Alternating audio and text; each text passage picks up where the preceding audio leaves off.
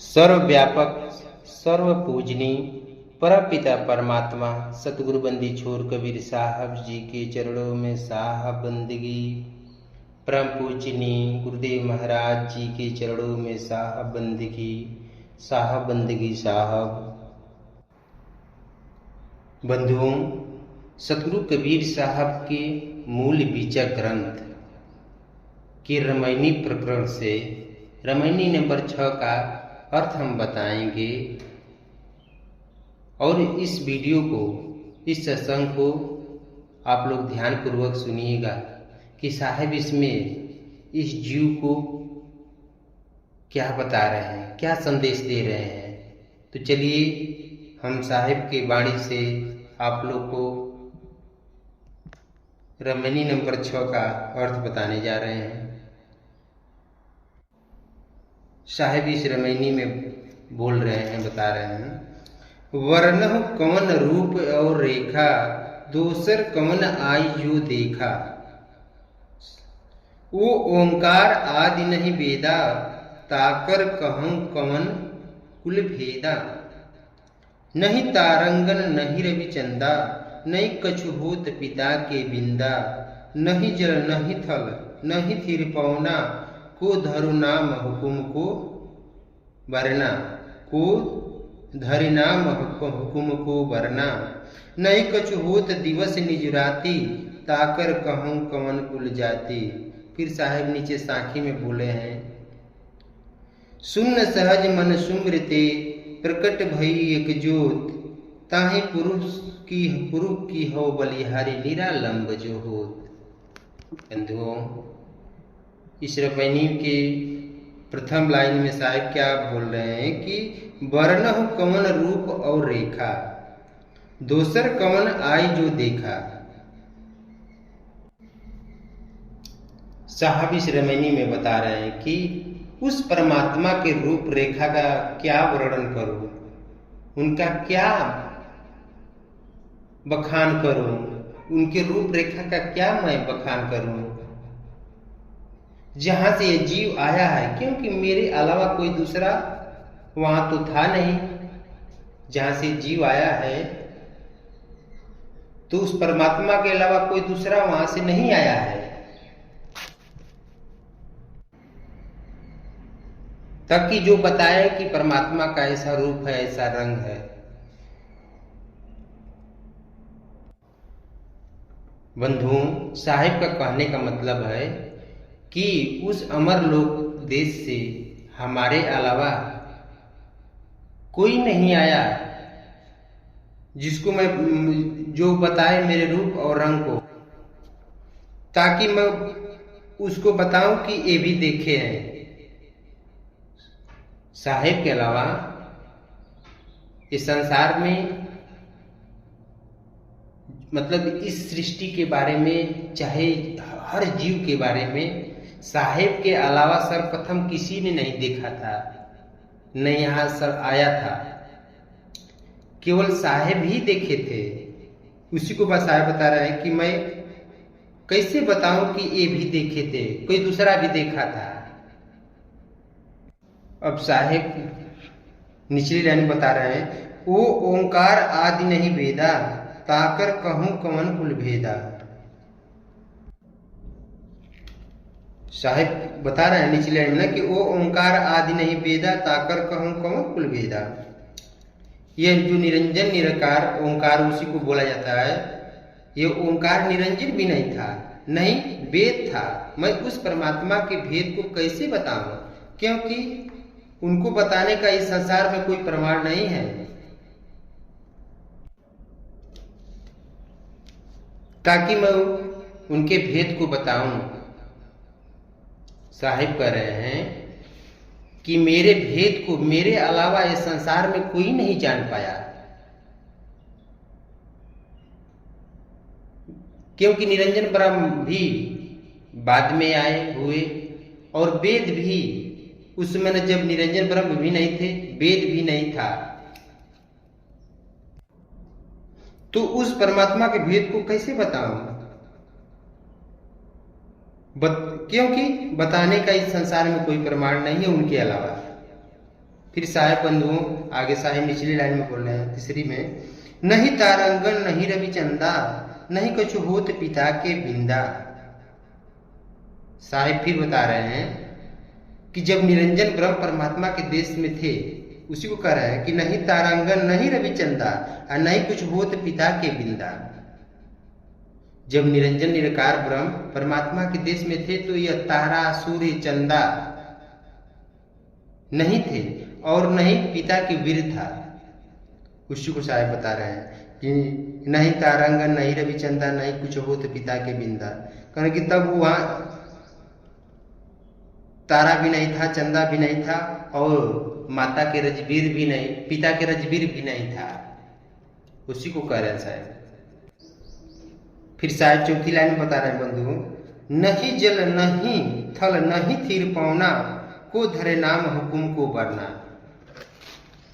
मतलब साहेब का कहने का मतलब यह है कि जब निरंजन वहां परमात्मा के देश में थे तो यहाँ तारा सूर्य चंदा नहीं थे और नहीं पिता के वीर थे। लेकिन तीसरे लाइन में साहब चौथे लाइन बता रहे हैं कि नहीं जल था और नहीं धरती थी और नहीं थीर था, अरे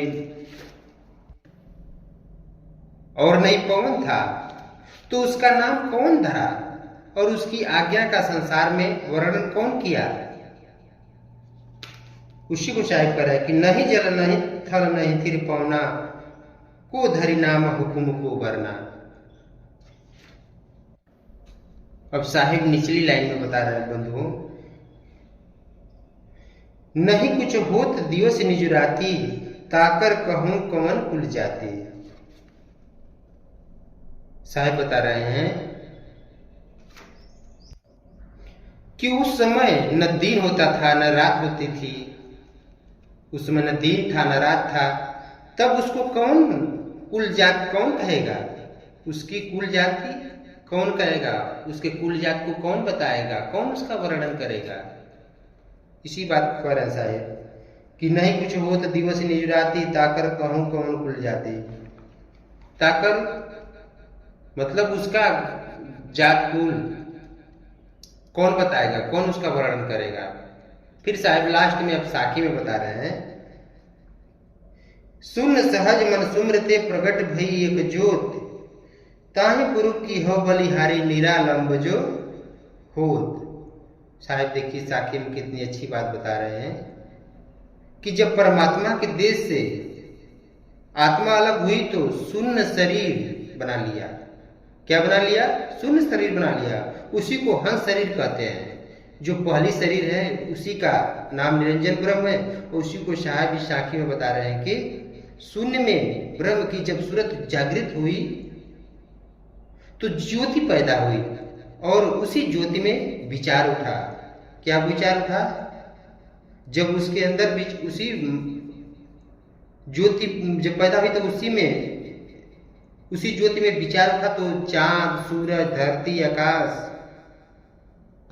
तारा जो भी आप देख रहे हैं इस संसार में ना, जितने भी मतलब विराट ये निरंजन की जो शरीर है, जो निरंजन ब्रह्म पकड़ा है जो ये शरीर, उसी को साहिब कर रहे हैं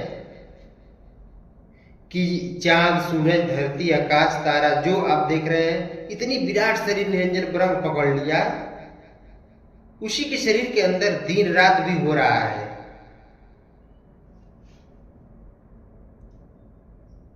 इसलिए इस आंखें में साहिब बंद है कि सुन सहज मन सुमृते प्रकट भई एक ज्योत ताहि पुरुष की हो बलिहारी निरालंब जो होत। बंधुओं, इस रामायणी में साहिब का कहने का भाव है, थोड़ा इस आप लोग को विस्तार से बता दे रहा हूं कि साहिब इस रामायणी में बता रहे हैं कि मैं उस परमात्मा का क्या रूपरेखा का वर्णन करूं, क्योंकि मेरे अलावा परमात्मा के देश से कोई दूसरा आया नहीं जो देखा है। जो ओंकार ब्रह्म है वो भी परमात्मा के देश में ही था। न यहाँ ब्रह्म थे और न यहाँ वेद था। मैं उस परमात्मा के भेद को क्या कहूं। उस समय न तारा थे, न सूर्य था, न चांद था और न ही पिता के वीर था, और न ही इस संसार में जल था, न ही इस संसार में धरती थी। तो तुम कौन सा नाम ले रहे हो? और किसके हुक्म का पालन करते हो, किसी की आज्ञा का पालन करते हो। साहिब इसी बात बता रहे कि तुम किसके हुक्म का पालन करते हो। और उस समय न दिन था न रात थी, उस समय न कुल था न जात थी। इस रमनी में साहब का कहने का मतलब यह है बंधुओं कि जब ब्रह्म परमात्मा में थे तो यहाँ बेद तारा सूर्य चांद मतलब न पिता के वीर मतलब ये सब नहीं थे। उनका कहने का मतलब कि यहाँ कुछ भी नहीं था, नहीं जल था, नहीं थल था, नहीं पवन था, न दिन था, न रात था, ये सब नहीं था। तब यहाँ सृष्टि नहीं थी। उस समय ब्रह्म अमर लोक देश, जिसे ये ब्रह्म जो निरंजन ब्रह्म है ना, वो उस समय अमर लोक देश थे। ये तो निरंजन ब्रह्म बाद में अमर लोक देश से आकर सृष्टि बना लिया। तब ये सृष्टि नहीं थी बंधुओं, ये सृष्टि नहीं बनी थी। तब पर साहब ये बात को बता रहे हैं।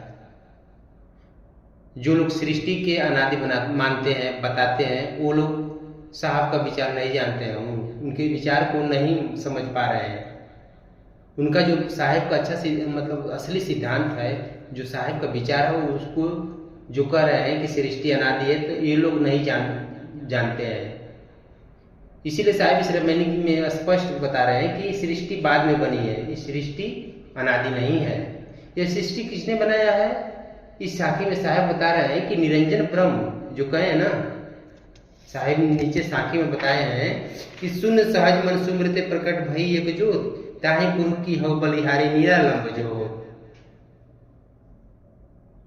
साहिब साखी में क्या बता रहे हैं? बता रहे हैं कि निरंजन, जब निरंजन ब्रह्म परमात्मा के देश से अलग हुए तो शून्य शरीर बना लिए और ब्रह्म के ही संकल्प से प्रकाश, यानी मतलब ज्योति, प्रकाश क्या है? ज्योति, ज्योति पैदा हुआ और उसी के संकल्प से उसी की शरीर बन गई। लेकिन जब परमात्मा के देश में था तो इसकी शरीर नहीं थी। जो निरंजन ब्रह्म है वो परमात्मा के देश में था तो उस समय उनकी शरीर नहीं थी। वहां परमात्मा नहीं शरीर है वो, और ये आत्मा भी नहीं शरीर है। इसलिए वहां तीन दुख नहीं है, न तन का दुख है, न मन का दुख है, न जन्म मरण का दुख है बंधुओं। और ये तीनों दुख यहाँ शरीर पकड़ने की वजह से ही मिल रहा है। जैसे जो चांद, सूरज, तारा, धरती, पवन, पानी जो आप इस संसार में ये देख रहे हैं ना, जो बाह्य जगत में, ये ब्रह्म के शरीर है।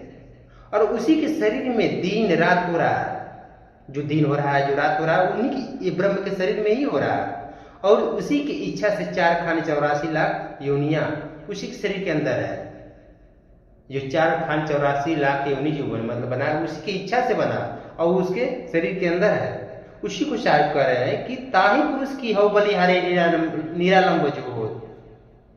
वही निरंजन ब्रह्म इतना विराट शरीर पकड़ लिया। बंधुओं, साहब बता रहे हैं कि यह सृष्टि, इसीलिए साहब बता रहे हैं कि यह सृष्टि क्या है? अनादि है। मतलब ये सृष्टि अनादि मतलब अनादि नहीं है, अनादि साहब है। ये सृष्टि अनादि नहीं है, साहब अनादि है। परमात्मा अनादि है, सृष्टि तो बाद में बनी है और साहब तो शुरू से है। इसलिए बंधुओं, ये सृष्टि अनादि नहीं है। केवल सतगुरु कबीर साहब सर्वव्यापक सर्वपूजनीय परमपिता परमात्मा सतगुरु बंदी छोड़ ही अनादि है। ये सृष्टि तो बाद में बनी है। तो बंधुओं, इसी शब्दों के साथ मैं अपने वाणी को विराम देता हूं। बोलिए परमपिता परमात्मा सतगुरु बंदी छोर कबीर साहब जी के चरणों में साहब बंदगी। परम पूजनीय गुरुदेव महाराज जी के चरणों में साहब बंदगी, साहब बंदगी, साहब।